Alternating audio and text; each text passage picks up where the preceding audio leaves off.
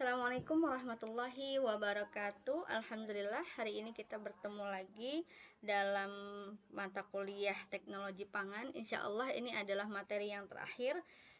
Setelah ini adik-adik akan menghadapi ujian akhir semester. Hari ini kita akan membahas mengenai uji organoleptik. Tapi sebelum kita sampai ke materi, baiknya kita buka dulu pertemuan kita kali ini dengan mengucapkan lafaz al-basmalah. Bismillahirrahmanirrahim. Baik, kita mulai ya. Uji organoleptik. Apa sih itu uji organoleptik? Jadi, organoleptik ini merupakan suatu pengujian ya atau suatu metode yang menilai makanan atau bahan pangan menggunakan organ-organ panca indera. Jadi penilaiannya ini berdasarkan subjektivitas memang dan dilakukan secara sensorik ya. Jadi menggunakan panca indera. Biasanya meliputi tekstur misalnya. Tekstur ini akan melibatkan indera peraba ya, tangan dan lain sebagainya. Tingkat kekerasan menurut subjektivitas ya, jadi secara kualitatif bukan secara kuantitatif. Jadi bisa jadi akan berbeda antara satu orang dengan yang lainnya. Kemudian juga ada warna. Warna ini akan melibatkan indera penglihatan ya. Tentu saja juga sama, akan ada perbedaan antara penguji yang satu atau panelis yang satu dengan panelis yang lainnya dalam menilai tingkat warna ini. Kemudian ada aroma atau indera penciuman ya. Kemudian ada rasa yang melibatkan indera pencecap. Nah, orang-orang yang melakukan pengujian organoleptik ini biasanya disebut sebagai panelis. Ya, jadi panelis itu orang yang melakukan pengujian atau yang akan memberikan penilaian terhadap mutu suatu bahan pangan, mutu sensoriknya tentu saja. Nah, adapun tujuan dari uji organoleptik ini pada umumnya biasanya untuk tujuan pengembangan produk. Ini tujuan yang paling utama. Sehingga nanti dengan pengembangan produk atau produk baru akan dapat memperluas pasarnya, ya, segmen pasarnya. Akan bisa memperluas pemasarannya. Nah, tujuan yang lain ada sebagai untuk mengawasi mutu bahan baku utama maupun produk yang sudah jadi. Jadi kita bisa melihat nanti mutu bahan baku ini seperti apa berdasarkan uji organoleptik. Layakkah untuk diproses atau dilakukan pengolahan atau tidak layak nanti. Jadi sebenarnya juga bisa dilakukan untuk proses sortasi ya. Kemudian tujuan yang lain untuk memperbaiki produk. Jadi ini juga termasuk kategori pengembangan produk sebenarnya. Kalau misalnya pengembangan produk biasanya ingin menghasilkan produk baru. Tapi kalau perbaikan produk, nih produknya sudah dilempar ke pasar, kemudian dilihat respon pasar kurang baik atau kurang bagus, sehingga nanti diperbaiki hal-hal atau poin-poin mana yang tidak disukai oleh segmen pasar kita, sehingga nanti bisa diperbaiki apakah dari segi teksturnya, apakah dari segi warna dan lain sebagainya. Kemudian tujuan yang selanjutnya bisa untuk membandingkan bagaimana mutu dari produk kita dengan produk pesaing kita ya. Tapi biasanya tentu saja produknya harus sama, apple to apple. Jadi kalau kita mau mengeluarkan produk roti yang berbasis atau berbahan susu, maka nanti kita harus cari juga produk pesaing yang sama kategorinya dengan produk kita, yaitu roti dan bahan dasarnya susu.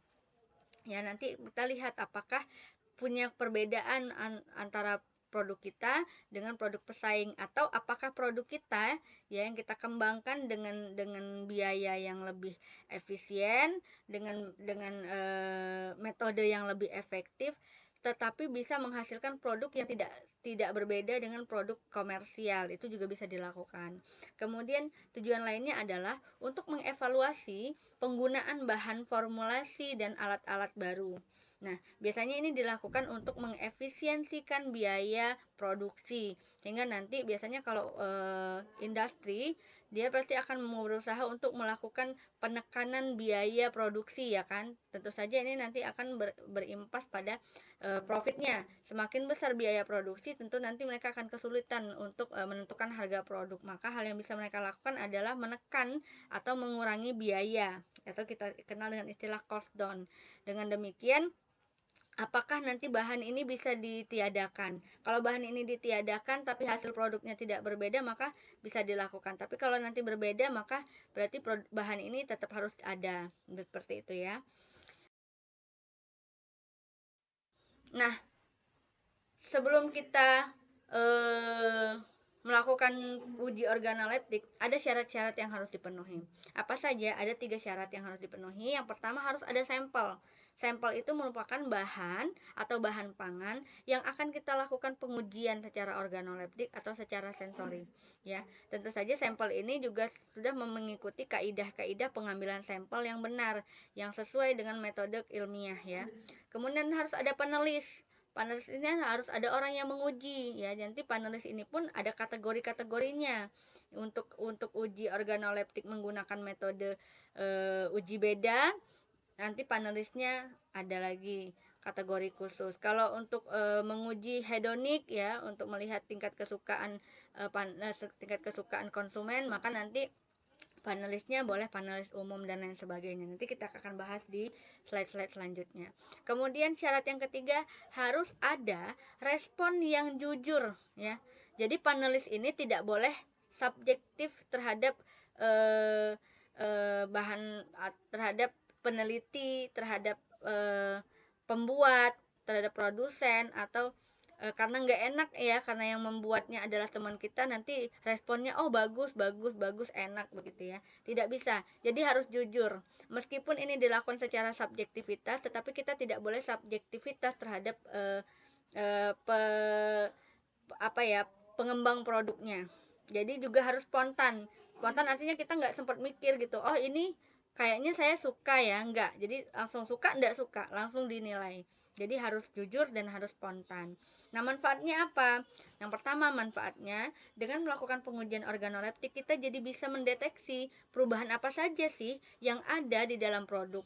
Apakah perubahan itu diinginkan atau tidak diinginkan? Nah, perubahan itu juga tidak hanya di dalam produk, tetapi juga di bahan baku. Misalnya selama penyimpanan, apakah ada perubahan nanti pada produk? Misalnya setelah 1 bulan, mungkin secara uji analisis labor, uji analisis gizi, tidak ada perubahan selama penyimpanan 1 bulan misalnya. Ya, nilai gizinya tetap. Kemudian keberadaan mikroorganismenya juga tidak bertambah atau tidak tumbuh masih tumbuh dalam batas yang diperbolehkan. Tetapi secara sensori, secara rasa, tekstur, warna, apakah ada perubahan? Nah, ini yang menjadi penting karena terkadang ketika kita memasarkan produk kita selalu berkaitan dengan manusia, dan manusia itu punya penilaian khusus terhadap bahan pangan yang akan mereka konsumsi. Jadi ini penting ya untuk mendeteksi apakah ada perubahan yang dikehendaki atau yang tidak kita kehendaki di dalam produk atau bahan bakunya. Kemudian dengan melakukan uji organoleptik, kita bisa melakukan evaluasi ya, bagaimana produk pesaing kita, bagaimana letak kekurangannya apa, sehingga nanti kita menjadi referensi untuk produk kita, sehingga kita nanti bisa mengevaluasi formulasi baru untuk pengembangan produk ya. Misalnya kita pengen mengembangkan produk yang produk A, ternyata produk A ini sebenarnya sudah mulai diproduksi oleh pesaing kita, maka kita nanti bisa mengevaluasi perbedaannya di mana dan apa yang menjadi keunggulan produk kita dibandingkan produk pesaing. Kemudian juga dengan adanya uji organoleptik, kita bisa mendapatkan data penunjang promosi. Jadi kita nanti bisa dengan percaya diri mengklaim bahwa misal produk kita ini teksturnya lembut ya. Kenapa? Karena dari sekian panelis ternyata menyatakan bahwa produk kita ini lembut ya, enak dan lain sebagainya. Atau kita mengatakan bahwa 9 dari 10 orang menyukai produk kita ya. Itu kita bisa lakukan klaim. Kenapa? Dari uji organoleptik. Jadi data-data ini sangat menunjang sekali untuk melakukan promosi. Selanjutnya, dengan adanya uji organoleptik, kita bisa mengamati ya tadi adanya perubahan selama proses penyimpanan. Ya, nanti yang saya jelaskan di awal tadi hampir mirip ya. Nah, ada hal-hal yang harus kita siapkan kalau kita ingin melakukan pengujian organoleptik ya. Yang paling utama adalah harus ada panelis ya. Jadi kita kita siapkan dulu panelisnya. Panelis ini adalah orang yang akan memberikan penilaian terhadap sampel-sampel atau bahan pangan yang akan diuji secara organoleptik atau diuji secara sensori. Nah, panelis ini tentu saja harus dilakukan seleksi.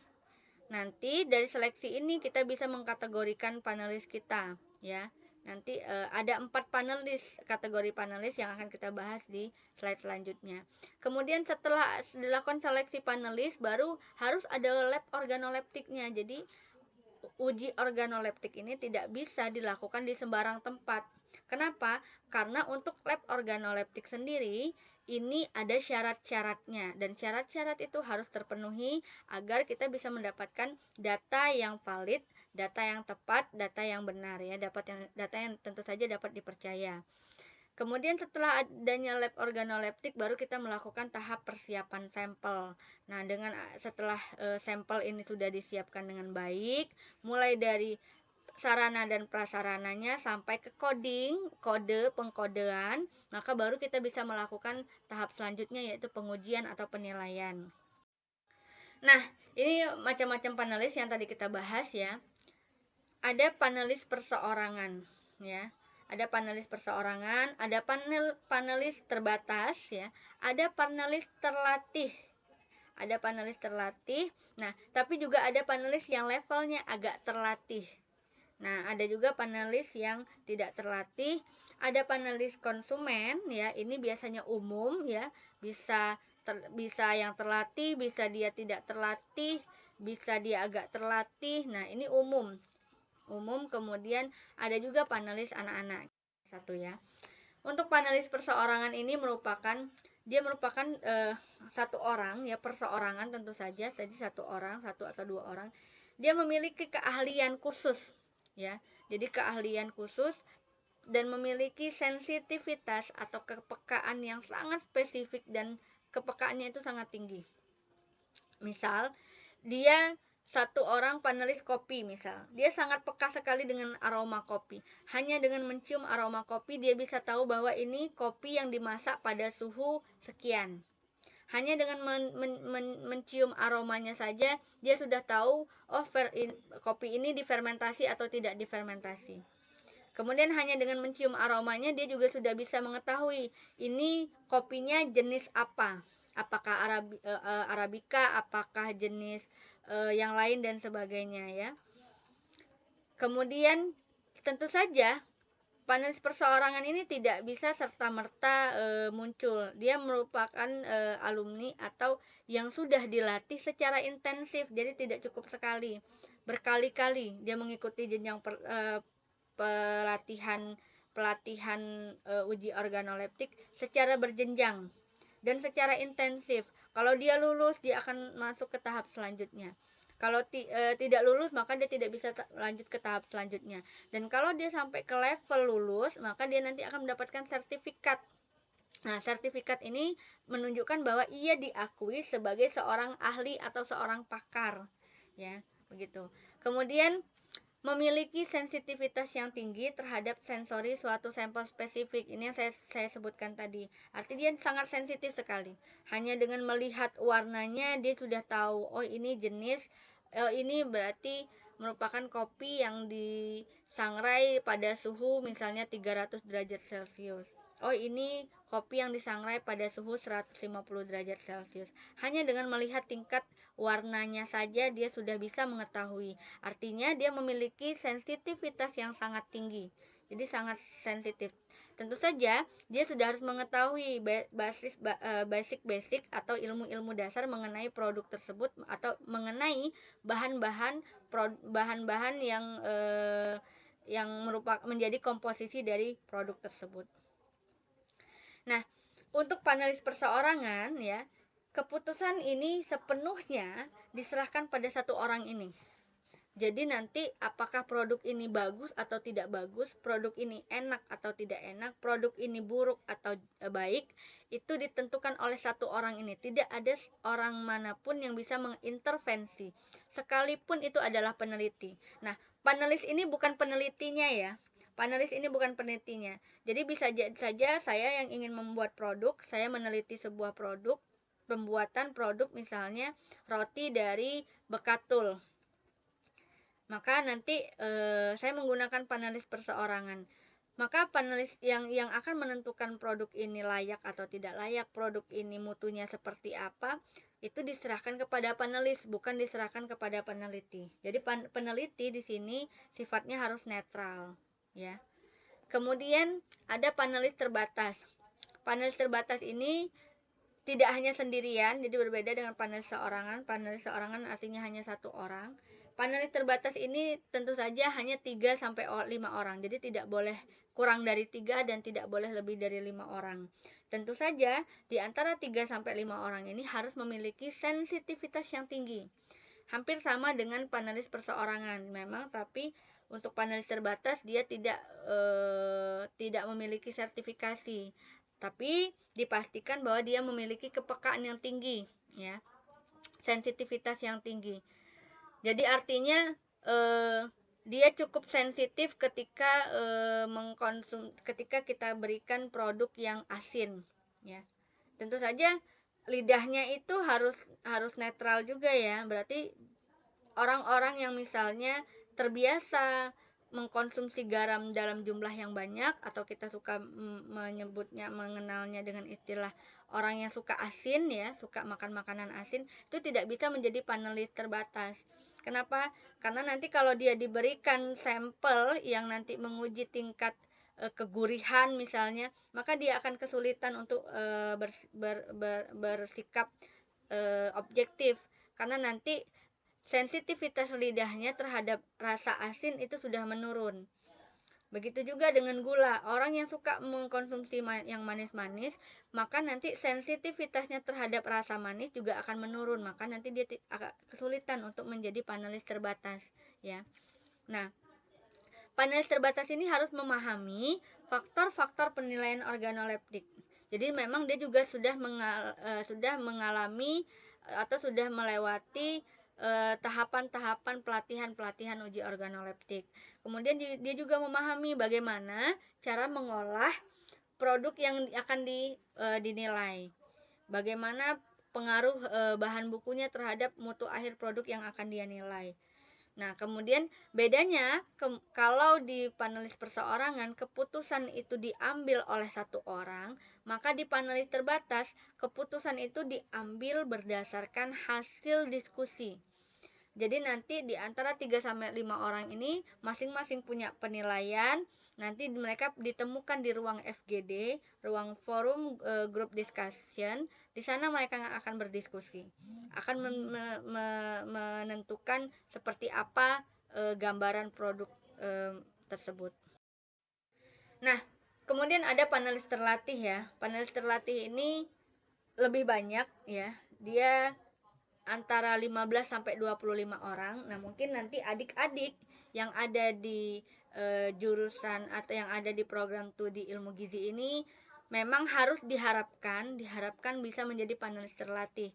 Nanti di kemudian hari kalian akan sering diminta untuk memberikan penilaian terhadap produk-produk yang dikembangkan oleh senior-seniornya barangkali yang akan melakukan penelitian pengembangan produk.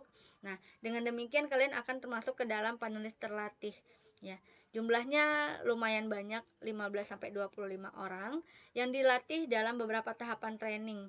Jadi kalau misalnya dia sudah cukup sering sudah kuliah uji organoleptik, kemudian sudah sering juga menjadi panelis di dalam pengujian uji organoleptik, maka bisa saja ini dimasuk ke dalam kategori panelis terlatih. Tetapi tentu saja harus intensif, ya. Tapi kalau trainingnya tidak intensif, maka nanti akan masuk ke dalam panelis yang tidak terlatih.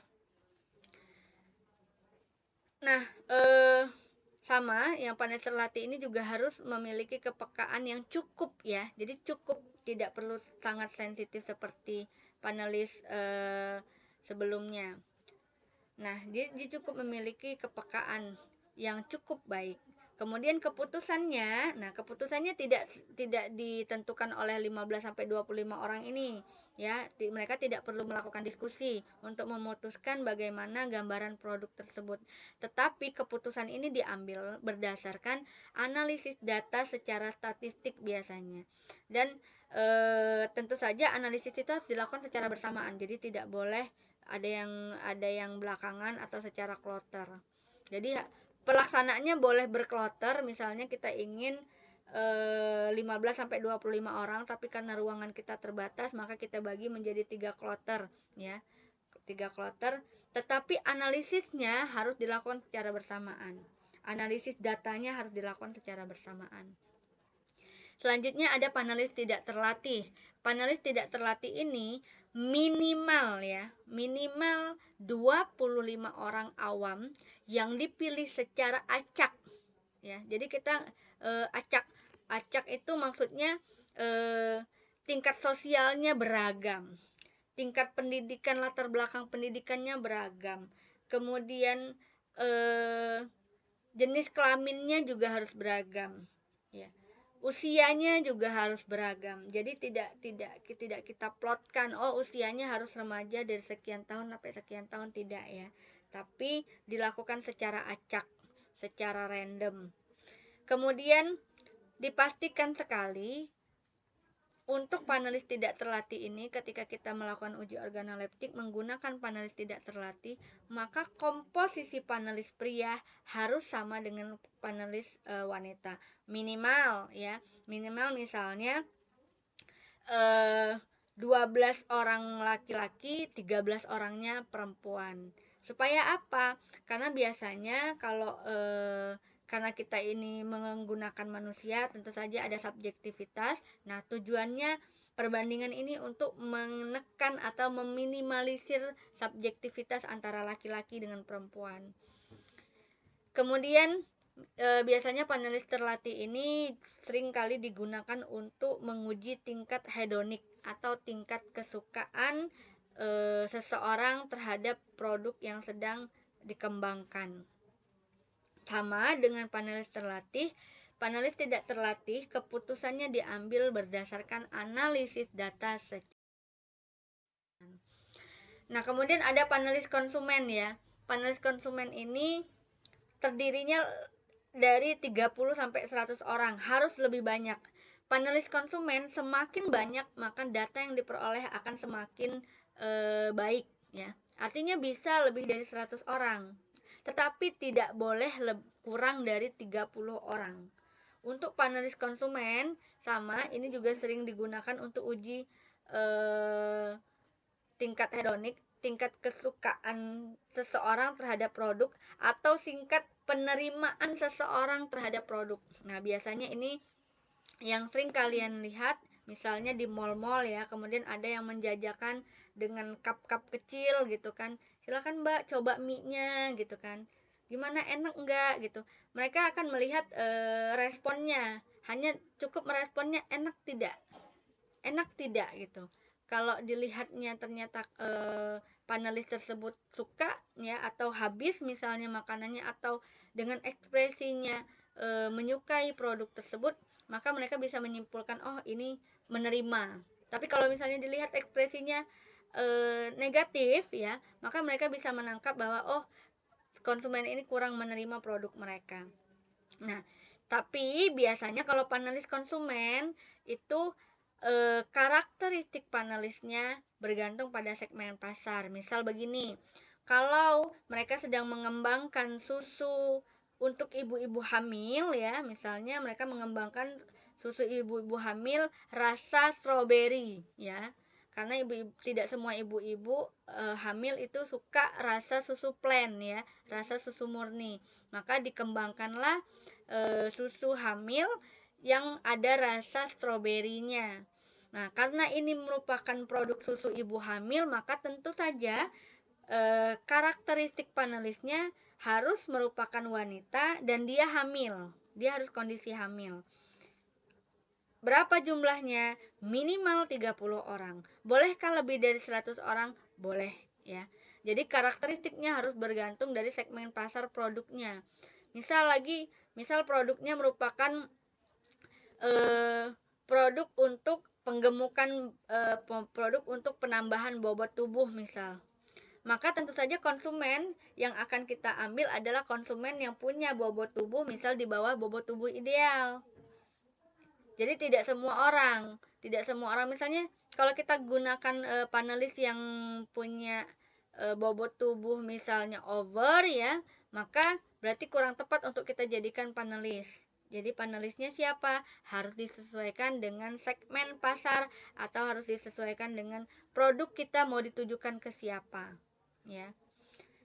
Kemudian kalau panelis anak-anak ini lebih unik ya. Jadi anak-anak pun juga bisa dijadikan panelis dengan syarat usianya 3 sampai 10 tahun. Jadi tidak boleh di bawah 3 tahun ya. Nah, biasanya ini dilakukan untuk melihat respon anak-anak terhadap penerimaan sebuah produk. Jadi ini juga banyak ya sekarang dijadikan iklan.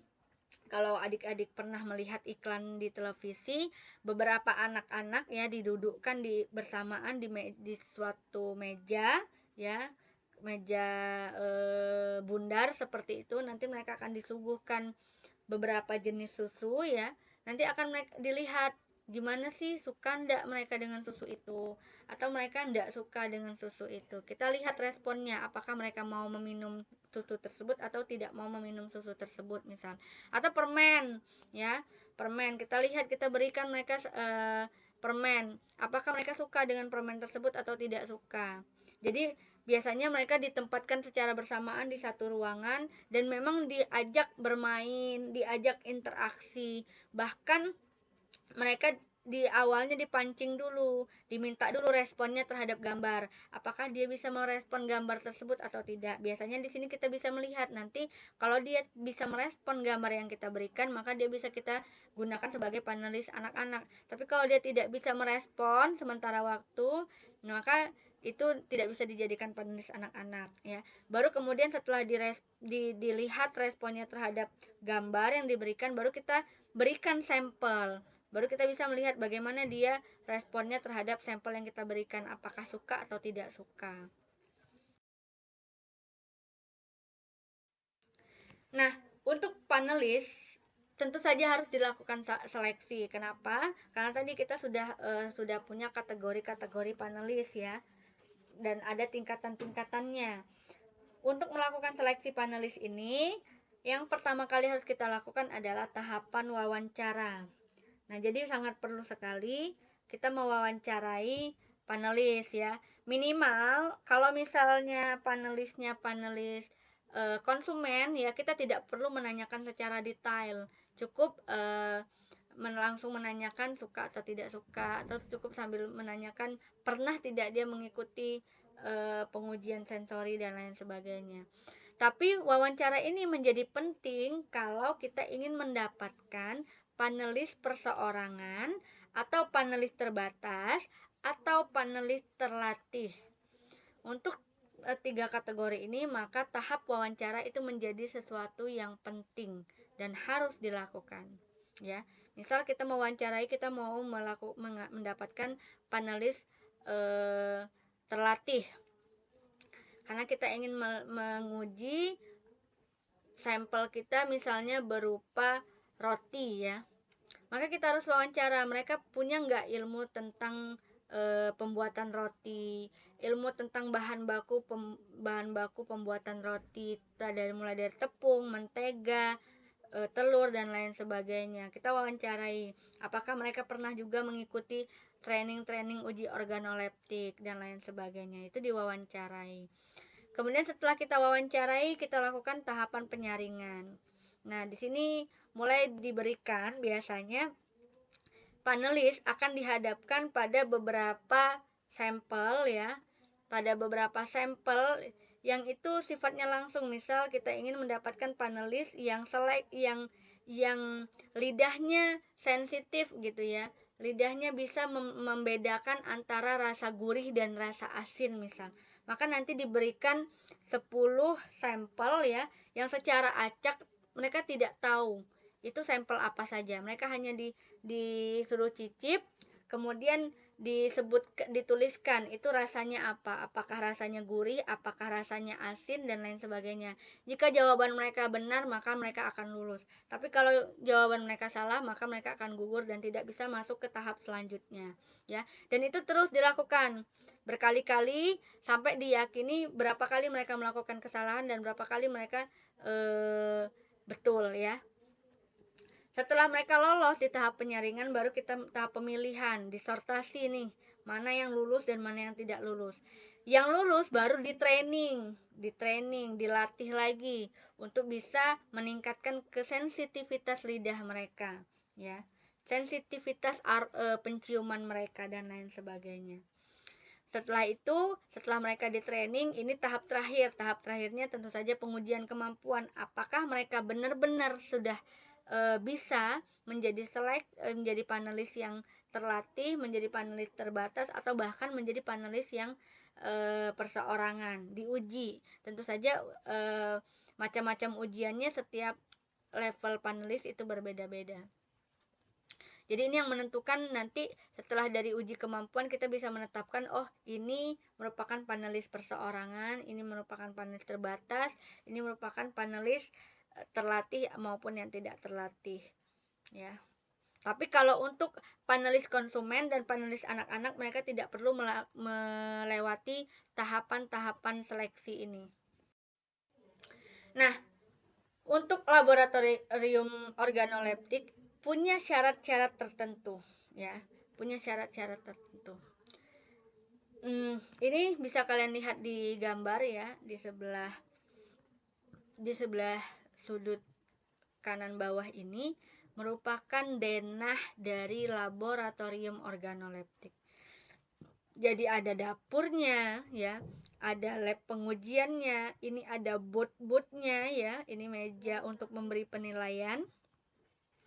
Jadi setiap orang itu terpisah dan tersekat-sekat, ya, tidak boleh ada diskusi antara satu panelis dengan panelis lainnya. Tujuannya apa? Supaya didapatkan data atau respon yang jujur dan spontan. Nah, kemudian di sini ada ruang tunggu. Jadi di dapur persiapan ini yang ada adalah peneliti dan timnya. Tentu saja mereka yang mengetahui kode-kode dari sampel yang diberikan, ya. Dan ini tempatnya terpisah ya, harus tertutup. Nah, ini seperti ini. Seperti ini adalah gambar dari dalam dapur persiapan. Jadi seperti perempuan ini ya, yang pada dalam gambar ini merupakan orang, bisa peneliti atau bisa tim peneliti yang menyiapkan sampel.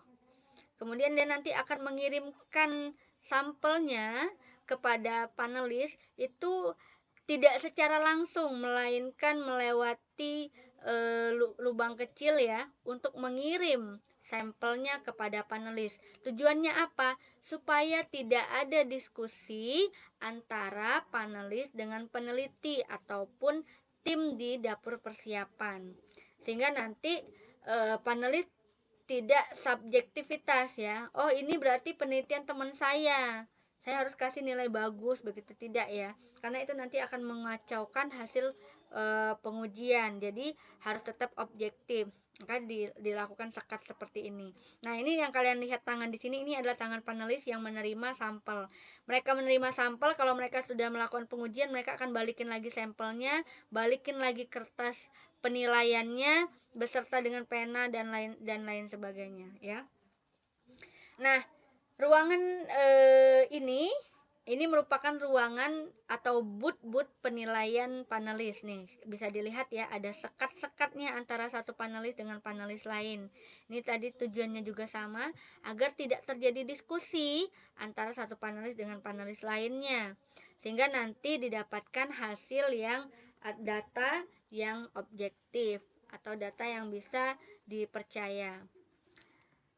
Nah, tentu saja ruangan ini harus terpisah ya, antara ruangan preparasi sampel atau dapur, kemudian ada ruang tunggu, ada ruang penilaian panelis, dan ruang diskusinya. Kalau di sini tidak ada, tetapi biasanya nanti di bagian sini tetap ada ruang khusus untuk ruang diskusi ya, tapi ini hanya untuk panelis terbatas. Kalau panelis yang lain itu tidak perlu diskusi, apalagi panelis misalnya panelis tidak terlatih maupun panelis agak terlatih, panelis tidak terlatih itu tidak perlu ruangan diskusi. Jadi dari sini tahapannya adalah panelis akan masuk ke sini, masuk ke ruang tunggu. Jadi mereka akan berjejer di sini di ruang tunggu. Di sini mereka bisa diskusi. Baru mereka akan dipanggil sesuai dengan kondisi booth yang kosong. Masuk mereka masing-masing ke ruang booth ini yang sudah bersekat-sekat. Nah, di antara ruang booth ini ada jendela kecil untuk mengirim sampel dari dapur persiapan kepada panelis. Diterima oleh panelis, maka panelis akan melakukan pengujian secara jujur dan spontan, ya. Tentu saja harus disiapkan air minum. Tujuannya apa? Untuk menetralisir lidah. Kalau misalnya itu harus dicicipi, tapi kalau tidak dicicipi maka tidak diperlukan. Misalnya hanya melihat aroma. Nah, setelah itu baru setelah selesai melakukan penilaian, maka nanti panelis harus mengembalikan lagi sampel dan semua perangkat yang diberikan oleh peneliti ataupun tim di dapur persiapan dikembalikan lagi. Setelah dikembalikan, maka panelis harus keluar dari ruang pengujian ke ruang tunggu dan keluar dari laboratorium, ya. Nah, di ruang dapur ini atau ruang preparasi ini harus bersih, ya. Kenapa? Karena di sini kan akan dilakukan penyiapan sampel, ya. Jadi harus bersih dan tentu saja harus lengkap sarananya, mulai dari alat-alat atau wadah-wadah untuk menyajikan sampel, nampan, pena, kertas dan lain sebagainya yang dibutuhkan untuk menyiapkan sampel. Jadi misalnya sampelnya itu dalam kondisi harus dalam kondisi dingin, ya. Misalnya tidak boleh dalam kondisi panas, maka harus dikondisikan bagaimana misalnya sampel itu tidak panas lagi. Nah, untuk syarat-syarat ruang penilaian organoleptik, ya, yang paling pertama harus terisolasi dan kedap udara. Jadi jangan sampai, ya, laboratorium organoleptik ini bisa tidak kedap suara. Misal dari luar ini ada orang yang lewat kemudian teriak-teriak, itu akan mengganggu konsentrasi dari panelis, ya. Misalnya panelisnya butuh konsentrasi yang cukup tinggi untuk membedakan aroma atau untuk memberikan penilaian aroma, ya. Dengan kedap suara panelis tidak terganggu oleh suara bising dari luar misalnya, jadi dia tetap bisa konsentrasi. Dan tentu saja harus terisolasi. Terisolasi ini maksudnya ada sekat-sekat di sini, ya. Jadi tidak ada diskusi antara satu panelis dengan panelis lainnya. Kemudian ruang tunggu kan kita pisahkan. Supaya apa? Supaya orang-orang yang menunggu antri di sini tidak mengganggu panelis yang sedang memberikan penilaian. Nah, untuk ruangan laboratorium organoleptik ini suhu ruangannya juga harus sejuk, tidak boleh panas. Kenapa? Karena kalau kondisinya panas itu juga akan mempengaruhi penilaian dari panelis, ya. Misalnya panelis akan kekurangan atau akan menurun konsentrasinya, akan menurun sensitivitasnya terhadap suatu produk, ya, sehingga nanti tidak diperoleh data yang valid, data yang benar, data yang baik. Kemudian cahaya juga harus baik dan netral. Kenapa? Karena misalnya nanti akan ada pengujian penilaian terhadap tingkat warna, ya. Jadi warnanya apakah warnanya nanti tingkatnya gelap, agak gelap, terang, sangat terang misalnya, ya. Kalau cahayanya tidak baik, maka nanti yang terang pun itu jadinya tidak terang, jadinya akan menjadi warna yang gelap. Sehingga ini nanti akan mengaburkan panelis untuk memberikan penilaian, sehingga nanti data yang diperoleh tidak valid. Kenapa? Karena cahayanya kurang. Atau bisa jadi pencahayaannya tidak baik, ya. Misalnya lampu yang digunakan warna kuning, sedangkan sampel yang akan dinilai itu warna merah. Maka tentu saja ini akan menghasilkan warna yang berbeda pada sampel. Ya, warna merah pada sampel pasti akan berubah, terkesan berubah menjadi warna yang lain. Sehingga ini akan mengacaukan penilaian dari panelis. Jadi pencahayaan harus baik dan netral. Netral itu biasanya warnanya putih, ya. Putih dan terang. Jadi supaya tidak mempengaruhi warna dari sampel yang akan dinilai. Nah, untuk preparasi sampel yang harus diperhatikan, yang pertama adalah suhu dan penyajian. Jadi sampel yang harus kita sajikan itu punya suhu yang seragam. Jadi kalau satu sampel itu disajikan dalam suhu, misalnya suhu yang katakanlah suhunya dingin ya, maka semuanya harus dalam kondisi dingin. Jadi nggak boleh dalam satu sampel disajikan dalam kondisi dingin dan satu sampel disajikan dalam kondisi panas, kecuali kalau memang tujuannya adalah itu. Tetapi jika tidak, maka suhu dan penyajian harus seragam ya. Ukuran dan bentuk juga demikian. Jadi kalau misalnya satu sampel yang diberikan itu bentuknya bulat, maka sampel yang lain juga harus bulat. Kenapa? Karena bentuk dan ukuran dari sampel itu juga bisa mempengaruhi psikologi dari panelis ya. Bisa jadi orang yang tidak panelis yang suka bentuknya bulat, dia akan cenderung akan menilai sampel yang bulat itu baik, padahal kan belum tentu ya, padahal dia belum melakukan penilaian yang secara menyeluruh, sehingga nanti belum apa-apa dia sudah mengambil keputusan bahwa sampel A bagus gitu, padahal bukan ya. Dia hanya terdistract ya, terganggu dengan bentuk dan ukurannya saja. Kemudian ada sampel. Di setiap sampel yang diberikan kepada panelis itu harus diberi coding ya, harus diberi kode. Kode yang digunakan biasanya berupa angka, berupa 3 angka ya. Jadi misalnya 126 misalnya, atau 954. Yang mengetahui makna kode sampel tersebut hanya peneliti ya. Bahkan tim atau orang yang membantu menyiapkan sampel ya di dapur persiapan atau di dapur sampel, itu pun tidak boleh tahu kode ini merupakan produk apa. Tidak ya, jadi semuanya harus dirahasiakan. Yang tahu hanya tim peneliti ya. Dan misalnya tim peneliti membutuhkan bantuan orang-orang di luar tim peneliti untuk menyiapkan sampel, boleh, tetapi mereka tidak boleh mengetahui kode sampel ya. Kode sampel ini sangat rahasia. Kemudian untuk jumlah sampel sendiri, jumlah sampel yang akan kita berikan kepada panelis itu sebenarnya bergantung pada uji jenis apa yang akan kita gunakan. Misalnya yang akan kita gunakan adalah metode triangle atau segitiga, maka sampel yang kita berikan kepada panelis cukup 3 saja ya, cukup 3 sampel. Tapi 3 sampel itu memiliki kode yang berbeda-beda. Apa makna kodenya hanya diketahui oleh tim peneliti. Nah, sayangnya dalam pengujian organoleptik ini ada beberapa faktor-faktor yang bisa mempengaruhi hasil pengujian ya. Jadi bisa saja nanti data tersebut bisa dipercaya atau tidak dipercaya, atau data tersebut cukup baik atau tidak cukup baik, itu akan dipengaruhi beberapa faktor-faktor ini. Yang pertama, expectation error.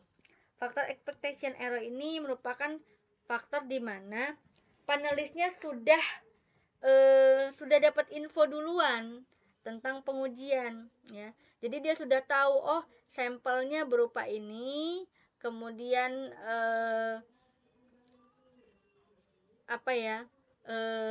kode-kodenya dia sudah tahu. Kode sampel ini berarti untuk sampel A misalnya, kode sampel ini untuk sampel B, dia sudah tahu. Nah, ini akan menimbulkan kesalahan ekspektasi. Jadi dia sudah berekspektasi duluan, pasti sampel dengan kode 129 ini pasti enak, atau kode dengan sampel dengan kode 129 ini pasti warnanya baik. Nah, dia sudah punya ekspektasi lebih dulu, dia sudah punya pemikiran terlebih dahulu. Dan ini sangat akan mempengaruhi data yang akan kita peroleh. Ini tidak baik ya. Kemudian ada juga convergent error. Error ini berarti kesalahan di mana diakibatkan oleh panelisnya punya penilaian yang cenderung buruk gitu ya. Maksudnya dia sudah punya pikiran bahwa produk dari sampel yang diberikan ini nggak ada yang bagus. Jadi dia tidak bisa objektif lagi, sudah subjektif duluan. Apalagi biasanya misal dia sudah tahu, oh dia tidak suka sama penelitinya, sehingga nanti dia tidak mau memberikan penilaian yang baik-baik, dia memberikan penilaian buruk-buruk terus. Nah, ini tentu saja akan mengacaukan hasil pengujian atau akan merusak data-data yang akan diperoleh. Jadi tidak diharapkan ini tidak terjadi ya. Kemudian juga ada error kesalahan stimulus ya, kesalahan stimulus atau stimulus error. Ini disebabkan karena tadi ya, penampakan sampelnya nggak seragam ya, ada yang bulat, ada yang kotak, ada yang segitiga misalnya, kemudian ada yang besar, ada yang kecil, sehingga nanti panelisnya ragu-ragu memberikan penilaian. Nah, ini tidak boleh. Itulah kenapa tadi di pembahasan sebelumnya saya sampaikan bahwa sampel yang diberikan kepada panelis mulai dari bentuk dan ukurannya harus sama. Supaya apa? Kita menghindari nanti terjadinya stimulus error. Kemudian ada juga kesalahan logikal ya, atau logical error. Logical error ini merupakan kesalahan di mana panelisnya memberikan penilaian itu berdasarkan karakteristik tertentu menurut logikanya ya. Jadi ini menurut semaunya dia. Dia sudah melogis-logiskan. Oh, misal nih dia sedang diminta untuk memberikan penilaian terhadap susu kulit mohon maaf, misalnya biskuit dari kulit ikan patin misal. Dia punya logika bahwa ikan patin itu tidak akan bisa dijadikan biskuit atau tidak akan bisa menghasilkan biskuit dengan tekstur yang diinginkan, sehingga nanti dia juga akan ujung-ujungnya memberikan penilaian buruk, sama seperti tadi convergent error, kesalahan-kesalahan akibat panelis memberikan penilaian yang buruk begitu ya, tanpa tidak bisa melihat secara objektif. Ini logical error. Kemudian ada juga halo effect. Halo effect ini biasanya karena sama ya, hampir bisa dikatakan panelisnya ragu-ragu. Jadi evaluasi sampel ini dilakukan terhadap lebih dari satu kali, ya, sehingga nanti panelisnya akan memukul rata sampel satu dengan sampel yang lain tuh nggak akan ada beda. Padahal sebenarnya ada beda, cuman karena panelisnya diberikan lebih dari satu kali, dia akhirnya memukul rata-rata. Ya, oh rata-rata semua produknya enak begitu, atau semua produknya saya suka, itu ya, itu halo effect. Kemudian ada juga efek kontras ya. Efek kontras ini terjadi karena panelisnya cenderung memberikan mutu rata-rata ya, sama dengan halo effect. Tapi halo effect ini tentu saja ada penyebabnya. Penyebabnya karena panelis diberikan pengujian lebih dari satu kali terhadap sampel yang sama. Nah, kalau efek kontras ini dia tidak diberikan sampel atau tidak memberikan penilaian terhadap suatu sampel lebih dari satu kali, enggak, dia hanya diberikan satu kali. Tapi karena dia punya motivasi ya, misalnya panelisnya termotivasi untuk menguji secara benar, maka dia akan memberikan hasil yang terbaik. Itu kalau yang motivasi. Kemudian untuk sugesti ini biasanya panelis sudah punya respon ya. Responnya itu akan mempengaruhi panelis lain. Jadi dia sudah memberikan sugesti kepada panelis lain. Misal di ruang tunggu dia sudah dapat bocoran, dia nanti mensugesti kepada panelis lainnya, oh nanti produk ini enak loh, produk ini bagus, dan lain sebagainya. Jadi dia akan mempengaruhi panelis-panelis lain untuk memberikan penilaian yang sama dengan dirinya. Nah, ini tidak boleh terjadi ya. Kenapa? Karena nanti ini akan memunculkan subjektivitas. Jadi data yang dihasilkan juga tidak bisa dipercaya, atau bisa kita katakan errornya cukup besar. Jadi tidak boleh terjadi. Sugesti ini sangat mungkin terjadi kalau ya kalau ruangan laboratorium organoleptik itu tidak memenuhi syarat, ya, misalnya tidak ada sekat antara satu panelis dengan panelis lainnya, kemudian ada komunikasi antara peneliti dengan panelis dan lain sebagainya.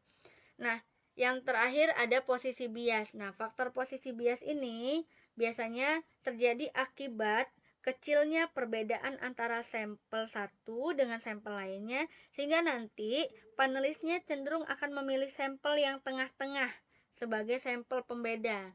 Nah, jadi karena memang perbedaannya sangat tipis, ya, kemudian sensitivitasnya itu tidak cukup tinggi, akhirnya dia milih yang tengah.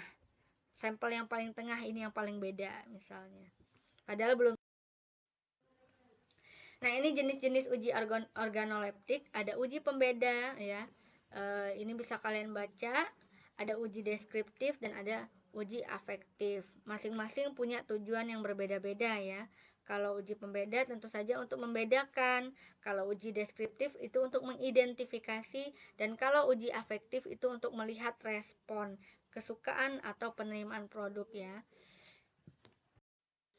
Nah, ini uji pembeda berpasangan, ya. Uji pembeda berpasangan ini sampel yang diberikan itu dua, ya, dua. Jadi nanti ini bentuk formnya, formulir penilaiannya nanti harus diisi siapa nama panelisnya, harus diisi secara lengkap. Identitas peneliti ini, identitas panelis ini hanya diketahui oleh peneliti. Kemudian kita tulis juga tanggal pengujiannya tanggal berapa, hari apa, ya, dan jenis sampelnya, jenis contoh ini jenis sampelnya, apakah berupa makanan, apakah berupa minuman. Kalau makanan dia apa, biskuit, ya, atau dia dalam bentuk apa ya, agar-agar, ya, atau dia jam, ya, dan lain sebagainya. Kemudian kriteria yang akan dinilai itu apa saja. Nah, ini instruksinya. Instruksi ini diberikan oleh peneliti. Nyatakan apakah contoh yang disajikan, contoh ini atau sampel, ya, nyatakan apakah sampel yang disajikan sama atau berbeda dengan contoh baku. Bila sama berikan tanda 0, sedangkan bila berbeda diberikan tanda 1.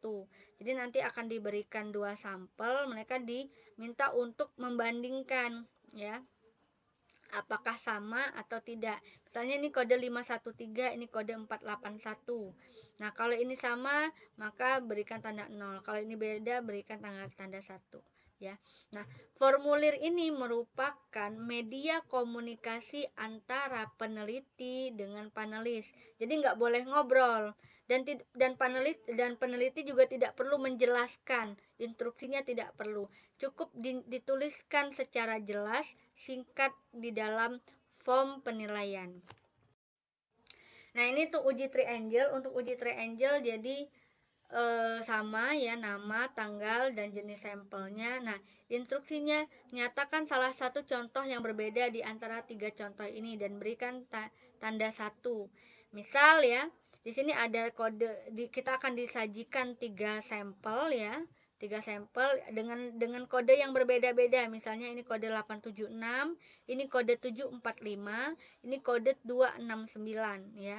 Nah, kemudian setelah kita lihat, nanti kita diminta untuk membandingkan, ya, mencari mana sih sampel yang punya warna yang berbeda. Misal setelah kita lihat, kita perhatikan, oh, yang warnanya beda itu 745, kita berikan tanda 1 misalnya. Kemudian setelah kita rasakan, oh, kehalusannya seperti apa, ya, mana yang berbeda. Misalnya 745 yang berbeda, kita bikin lagi 1, ya. Kemudian kita lihat lagi, oh, dari segi rasa, dari sampel 1, 2, 3 ini yang rasanya berbeda sama 745, maka tulis di sini 1, ya. Maka nanti kita lihat, oh, yang punya rasa, warna, dan kehalusan yang berbeda itu 745. Tapi ini dari satu panelis, dan akan ada banyak panelis. Kalau untuk uji triangle misalnya kita menggunakan panelis terlatih, maka ada data 15-25 form yang akan kita analisis, ya, secara statistik nanti. Nah, ini untuk uji hedonik. Jadi untuk uji hedonik ini nanti akan diberikan sampel, tapi satu persatu, ya, tidak boleh langsung bersamaan. Boleh juga secara bersamaan, ya, tetapi kalau secara bersamaan resikonya biasanya panelisnya suka membanding-bandingkan antara satu sampel dengan sampel yang lain. Tapi sebaiknya sebaiknya disajikan satu-satu, ya, satu sampel satu, kemudian mereka nilai, satu sampel satu, kemudian mereka nilai, ya. Tujuannya apa? Supaya mereka tidak sempat membandingkan antara satu sampel dengan sampel yang lain. Nah, untuk uji hedonik itu tidak boleh dibandingkan. Kenapa? Karena kita mau data yang spontan. Diberikan satu sampel, misalnya sampel sirup dengan kode C2, ya. Kita lihat apakah warna putihnya kita suka. Kalau suka, centang di sini. Kemudian kerenyahannya, sampel C2 ini, setelah kita coba nggak suka, centang di sini, ya. Flavor atau aromanya, sangat suka. Jadi ini sesuai dengan diri kita sendiri, ya. Kita suka atau tidak suka. Tetapi kita tidak boleh membandingkan nanti sampel C2 dengan C4. Kalau C4 tadi ternyata lebih enak dibandingkan C2 misalnya, itu tidak boleh dalam uji hedonik. Jadi uji hedonik ini kita menilai satu sampel, tidak boleh membandingkan dengan sampel lain. Nah, untuk uji pembeda dengan uji penerimaan ada perbedaan, ya. Kalau uji pembeda misalnya triangle tadi, ya, uji beda duo trio, ya, itu menggunakan panelis yang terlatih, panelis terbatas, atau panelis agak terlatih. Jadi nggak boleh menggunakan panelis konsumen, apalagi panelis anak-anak. Jadi minimal mereka punya training, punya pengetahuan tentang uji organoleptik, mereka pernah mengikuti uji organoleptik, ya, dan lain sebagainya. Kemudian dia harus memiliki sensitivitas yang tinggi, ya. Dan kalau uji pembeda ini harus punya sampel pembanding, ya. Misal kita sedang mengembangkan produk, membuat produk coklat misalnya, produk atau produk minuman penurun bobot tubuh misal. Kita ingin melihat apakah produk kita ini berbeda nggak atau sama nggak dengan produk yang banyak dijual di pasaran. Maka kita gunakan sampel pembandingnya mana? Sampel pembandingnya tentu saja sampel yang sudah dijual bebas di pasaran. Kita bandingkan nanti untuk menjadi standarnya, ya. Apakah nanti produk kita ini sudah mirip sekali dengan standar yang ada di pasar atau tidak, ya. Dan yang harus diingat, panelis tidak boleh sampai ketukar antara sampel uji dengan sampel pembanding, ya.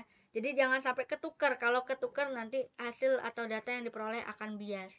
Untuk penerimaan, panelis yang digunakan boleh panelis yang agak terlatih, boleh juga panelis yang tidak terlatih, bahkan panelis konsumen, ya. Nah, artinya untuk uji penerimaan ini kita bisa lakukan di tempat-tempat umum, di mal-mal misalnya, di pasar, ya, di tempat-tempat keramaian yang kita siapa yang lewat langsung kita tawarkan, jadi tidak pilih-pilih, tidak harus ada sekat, tidak harus ada laboratorium uji organoleptik, ya, tidak perlu, ya. Tapi bisa juga harus menggunakan itu kalau misalnya kita gunakan adalah uji hedonik, ya. Kalau uji hedonik, ya, walaupun kita menggunakan panelis tidak terlatih atau panelis agak terlatih, tetap harus menggunakan sekat-sekat, ya, begitu. Kemudian tidak ada sampel pembanding, ya, jadi tidak perlu menggunakan sampel standar. Dan bahkan panelis dilarang membandingkan satu sampel dengan sampel lainnya, ya. Nah, ini untuk tahapan-tahapan pengujian. Yang pertama, panelis akan menerima sampel uji, kemudian panelis diminta untuk mengenali sampel uji, ya, dilihat dulu, dicium dulu, begitu, ya. Setelah itu baru mereka akan mengklarifikasi sifat-sifat sampel uji berdasarkan form yang diberikan kepada mereka, ya. Apakah nanti di form itu diminta untuk mengklarifikasi warnanya, mengklarifikasi teksturnya, mengklarifikasi rasanya, baru mereka akan klarifikasi. Artinya kalau waktu klarifikasi, kalau misalnya rasa mereka harus mencicip, kalau diklarifikasi aroma maka mereka harus mencium dan lain sebagainya. Setelah itu mereka harus mengingat kembali sampel ujinya. Setelah itu baru mereka menguraikan kembali sifat indrawi dari sampel uji, ya. Misalnya lembutkah, keraskah, kenyalkah, dan nah, untuk uji organoleptik ini sendiri sebenarnya ada kelemahan tapi juga ada kelebihan ya. Kelebihannya dengan melakukan uji organoleptik ini tentu sangat membantu sekali ya, untuk kita bisa mengetahui respon konsumen. Ya, apakah konsumen itu suka dengan produk kita, apakah produk kita itu berbeda atau tidak berbeda, apakah produk kita ini mutunya sudah baik atau kurang baik ya. Itu enaknya. Kenapa? Karena kita sudah langsung berhubungan dengan manusia, dengan objek pasar, dengan orang yang akan mengkonsumsi produk itu sendiri. Nah, kemudian uji organoleptik ini tentu saja metodenya mudah dan cepat ya. Nah, kemudian hasil pengukurannya cepat, hasil pengamatannya juga kita bisa cepat. Jadi hari itu kita lakukan pengujian organoleptik, kemudian datanya sudah bisa kita olah, jadi lebih cepat. Cuman ada kelemahan ya. Kelemahannya adalah beberapa sifat indrawi itu tidak bisa dideskripsikan. Misalnya ada aroma-aroma, misalnya seperti kita ada aroma di bahasa daerahnya misalnya ada aroma maung. Nah, itu kita tidak bisa deskripsikan aroma maung itu seperti apa ya. Atau aroma rasa sepat itu seperti apa, itu tidak bisa dideskripsikan ya. Sayangnya seperti itu. Nah, karena dia merupakan uji kualitas ya, kualitatif. Nah, kemudian kelemahannya karena panelis yang digunakan ini merupakan manusia dan manusia itu sangat dipengaruhi sekali dengan kondisi fisik dan mental atau psikologi sehingga nanti bisa berpengaruh sama sensitivitas. Misal kondisinya dia kurang sehat, maka kalau kondisi kurang sehat kan tentu saja nanti lidahnya jadi tidak peka rasa asin, tidak peka rasa manis misalnya, atau psikologinya sedang tidak mood, maka nanti bisa saja nanti akan memunculkan convergent error. Dia langsung melihat sampel itu tidak ada yang bagus. Kenapa? Karena moodnya sedang tidak bagus ya. Nah, yang terakhir ada miskomunikasi antar tim. Ini sangat mungkin terjadi ya. Karena ketidakmampuan tim menyampaikan atau menginsertkan penilaiannya kepada tim panelis. Oke. Nah, ini saja untuk pertemuan kita kali ini tentang uji organoleptik. Semoga bisa dipahami. Kalau ada pertanyaan silahkan disampaikan di ruang classroom kita ya. Baik, kita akhiri pertemuan ini dengan mengucapkan lafaz hamdalah, alhamdulillahirabbil alamin. Saya akhiri. Wassalamualaikum warahmatullahi wabarakatuh.